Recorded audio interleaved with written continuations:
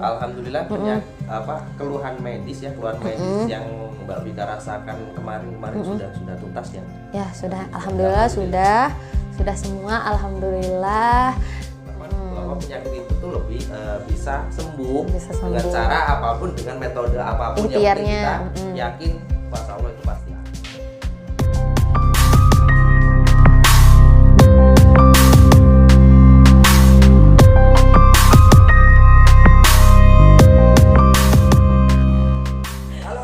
Warahmatullahi wabarakatuh. Kembali lagi di channel saya Pio di Avatar, yang tentunya kita akan masih membahas tentang seputaran ilmu hipnotis, hipnoterapi, dan pengembangan diri atau pemberdayaan diri. Nah, untuk di video kali ini saya tidak sendiri karena saya ditemani oleh klien saya.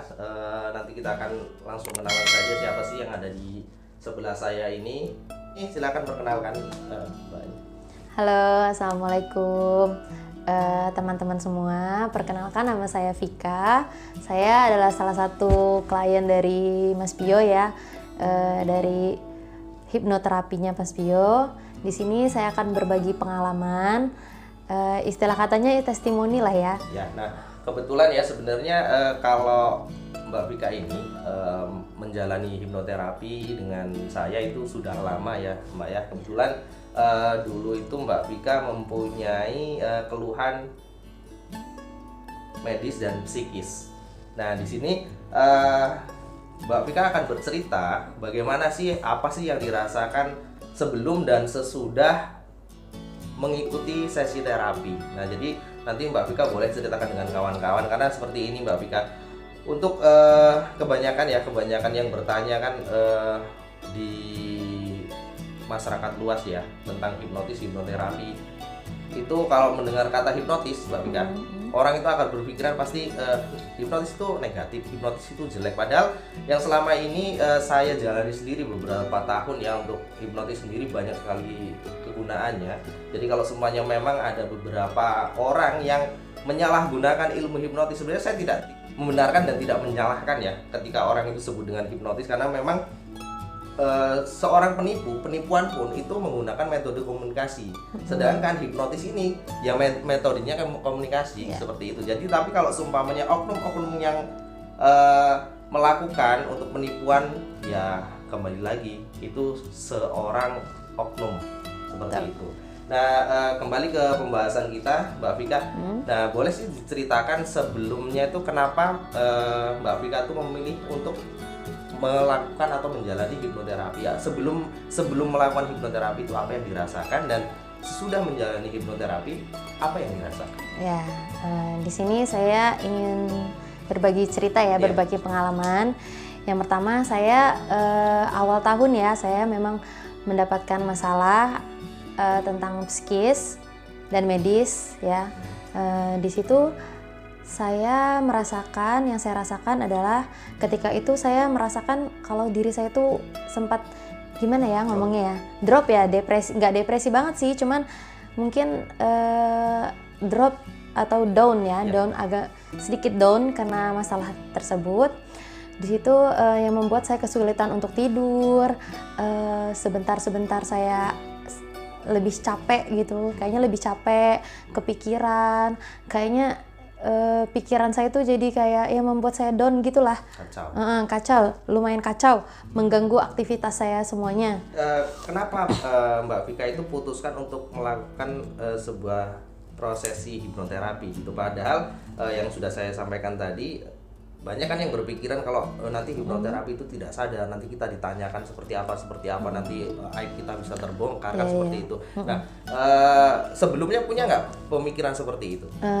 Sebelumnya, karena kan dulu ya masih lagi zaman-zamannya di televisi ya, banyak yang seperti itu. Adalah di televisi mana gitu, memang channel tersebut menunjukkan kalau hipnotis itu adalah membuka aib-aib. Seperti ini, itu hal yang wajar ya Mbak Vika, karena sekarang di masa-masa sekarang ini banyak tontonan itu menjadi tuntunan. Padahal secara logika saja, kira-kira ada nggak seseorang itu yang mau dihipnotis ya, terus disiarkan di seluruh TV nasional, dilihat orang dan mengeluarkan aibnya, membicarakan aibnya, kira-kira logikanya seperti itu mau atau tidak? Ya menurut saya sih enggak ya, soalnya kalau saya normal sendiri ya, kalau orang normal kan pasti tidak mau tidak mau lah pastinya. yang pasti di situ ada kebutuhan tersendiri untuk media ya. Jadi untuk entertain, untuk naikin rating lah ya. Pokoknya kalau saya tidak bilang hipnotisnya yang di TV itu bohong, tidak, hipnotisnya benar. Tapi apa yang dilakukan di stage belakang panggung ya, di backstage, kita nggak akan pernah tahu skenario apa yang mau mereka itu akan munculkan kepada masyarakat. Makanya sampai sekarang ini banyak yang pertanyaan-pertanyaan saya atau yang bilang ke saya, saya males dihipnotis, kalau seumpamanya dihipnotis nanti aibnya dibongkar. Nah sekarang seperti ini, kalau saya mau balik, siapa juga yang mau menghipnotis kalian, kan seperti itu. Kalau saya mau balik gitu kan. Karena ya maaf untuk rekan-rekan juga, mungkin untuk klien-klien saya yang sudah pernah menghubungi saya dan belum terjadwalkan sampai sekarang, saya mohon maaf sebesar-besarnya, karena ada beberapa alasan saya tidak memberikan jadwal untuk kalian. Yang pertama memang di masa pandemi ini ya, jadi kita memang harus jaga jarak segala macam, dan yang kedua juga di waktu kesibukan saya seperti itu. Nah ini cerita Mbak Vika, balik ke pembahasan kita, cerita Mbak Vika ini mempunyai masalah atau keluhan psikis dan sebenarnya juga mempunyai keluhan medis ya Mbak. Jadi setelah menjalani proses terapi ya Mbak, dan kedepannya ini sampai sekarang ini apa sih yang dirasakan dan apa yang ditinggalkan ketika saya memberikan sugesti waktu hipnoterapi ya.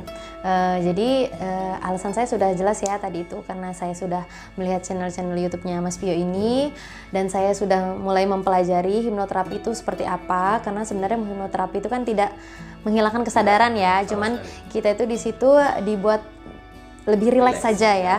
Nah setelah itu memang ketika di hipnoterapi saya juga sudah minta sama Mas Pio, tolong jangan di-upload di YouTube atau di record ya, direkam-rekam, karena saya juga memang nggak mau gitu.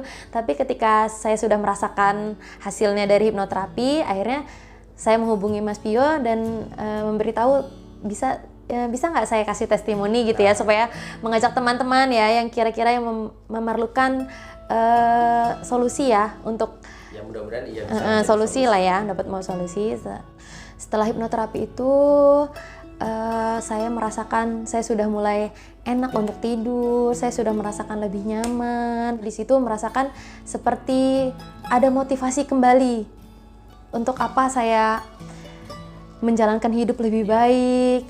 Saya jadi lebih ada harapan kalau misalnya semua ini memang datangnya ujiannya dari Allah, dan lebih menerima, saya menjadi lebih menerima, lebih semangat untuk menjalani hidup, dan yakin percaya kalau misalnya setiap ada kesulitan itu pasti dibarengi dengan kemudahannya.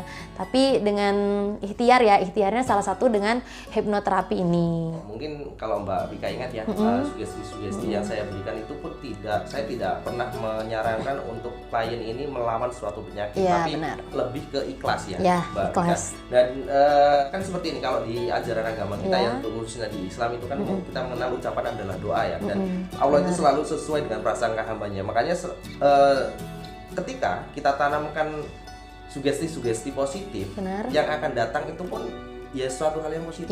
Tapi ketika kita memikirkan kita nih punya penyakit nih, tapi kok saya nggak akan sembuh ya itulah doa kalian kan seperti itu. Makanya kalau Mbak Vika ingat waktu itu saya lebih tekankan untuk pasrah kepada Allah, serahkan semua kepada Allah, ikhlas gitu, jalani bahwa setiap ujian itu pasti ada dibarengi dengan jalan keluar gitu kan.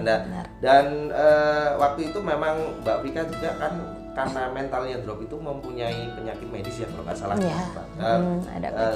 Kita tidak ceritakan penyakitnya apa ya, tapi memang itu penyakit medis itu yang harus mewajibkan Mbak Vika ini kontrol setiap minggu atau setiap bulannya. Setiap bulannya kontrol, dan setiap beberapa bulan.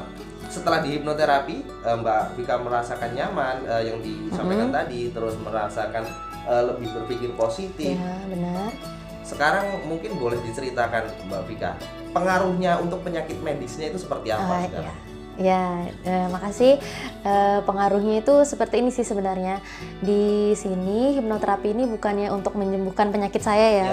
Kalau kata orang-orang gitu, penyakit itu berasalnya awal-awalnya itu dari pikiran. Ketika pikiran kita kacau, runyam, down, Jadi disitulah penyakit itu makin menjadi-jadi.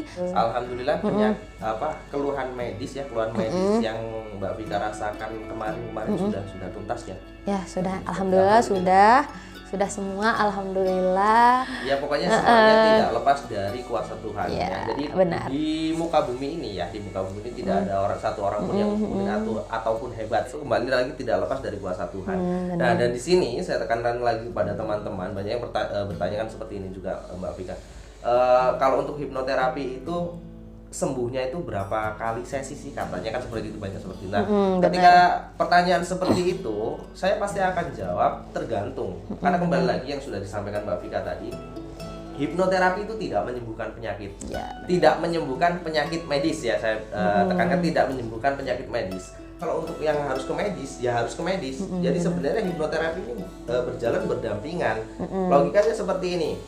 Ketika Anda terkena pisau, kulitnya berdarah, ini ya nggak mungkin kita hipnoterapi. Kita pasti ke medis, kita kasih betadine. Nah, kalau seumpamanya di hipnoterapi, ya mungkin untuk membantu pemikiran tuh positif gitu loh, bahwa penyakit itu tuh lebih bisa sembuh dengan cara apapun, dengan metode apapun yang penting kita yakin kuasa Allah itu pasti ada. Seperti itu.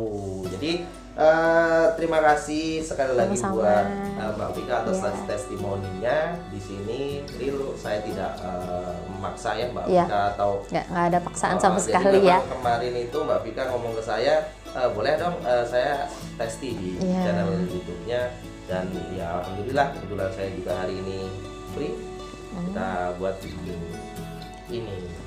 Jadi berbagi pengalaman gitu ya. Jadi mudah-mudahan untuk kawan-kawan semua ya yang punya keluhan psikis ya, terutama itu keluhan pikiran. Ketika kita mempunyai penyakit medis, itu otomatis manusiawi itu orang itu akan drop pasti gitu, karena berpikir pasti nanti saya nggak sembuh, nanti saya meninggal. Kalau meninggal itu udah pasti sebenarnya. Karena ketika mungkin bisa menjadi solusi untuk Anda ketika mempunyai pemikiran-pemikiran yang negatif seperti itu, bisa dibantu dengan hipnoterapi. Tidak harus dengan saya ya, tidak harus dengan saya, karena banyak hipnoterapi ini di Indonesia itu banyak sekali. Jadi silakan, intinya hipnoterapi itu bisa membantu untuk kesembuhan penyakit medis, tapi tidak bisa menyembuhkan penyakit medis, karena memang gejalanya tetap beriringan. Seperti itu. Ada pesan-pesan buat teman-teman? Ya pesannya yang tadi saya omongin, buat teman-teman yang banyak yang berpikiran negatif-negatif tentang hipnoterapi. Menurut saya pribadi, hipnoterapi itu bukan hal yang negatif, bukan ilmu hitam atau sebagainya ya. Bukan. Itu real komunikasi. Iya, itu hanya real komunikasi. Di situ kita bukannya dihipnotis terus dikeluarkan aib-aibnya, enggak sih. Di situ malahan justru membantu saya pribadi ya, membantu sekali. Jadi tenang pikirannya, jadi lebih ikhlas, lebih berpikir positif lah gitu. Jadi untuk teman-teman yang mempunyai penyakit ya, misalnya bukan penyakit ya, keluhan atau masalah psikis ya, namanya pikiran ya, kita nggak bisa lah kita hidup tenang-tenang saja gitu ya, nggak ada masalah atau apa, itu kayaknya nggak mungkin ya.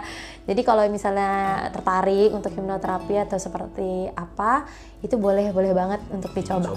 Boleh banget untuk dicoba. Klinik terapi. Jadi di sini saya tekankan lagi ya untuk kawan-kawan. Sebenarnya tujuan saya membuat testimoni seperti ini, saya ingin membuka pola pikir Anda semua bahwa hipnotis itu juga bisa digunakan untuk hal-hal yang baik. Dan kalau menurut saya hipnotis itu baik. Karena di sini saya menjalankan sudah bukan hitungan 1 hari 2 hari ya, bahkan saya sudah alhamdulillah sudah menjadi trainer yang di salah satu lembaga yang memang ternama di Indonesia gitu. Jadi kembali lagi, saya membuat edukasi ini dengan Mbak Vika ini tidak untuk Anda itu harus terapi dengan saya. Saya tidak merekomendasikan saya, tapi ini hanya untuk edukasi. Kalau Anda memang membutuhkan seorang terapis, silakan hubungi terapis yang terdekat di daerah Anda. Nah, seperti itu. Iya, kalau di Lampung boleh sama Mas Di Pionya. Lampung banyak kok, di Lampung banyak. Di Lampung banyak. Bisa juga kalau penasaran ke Mas Pionya Ya, langsung tapi nggak apa-apa. kalau saya harus sabar ya. Nah, mungkin seperti itu ya Mbak Vika Iya. untuk testimoni kita kali ini, dan ini sekali lagi saya buat hanya untuk edukasi. Iya.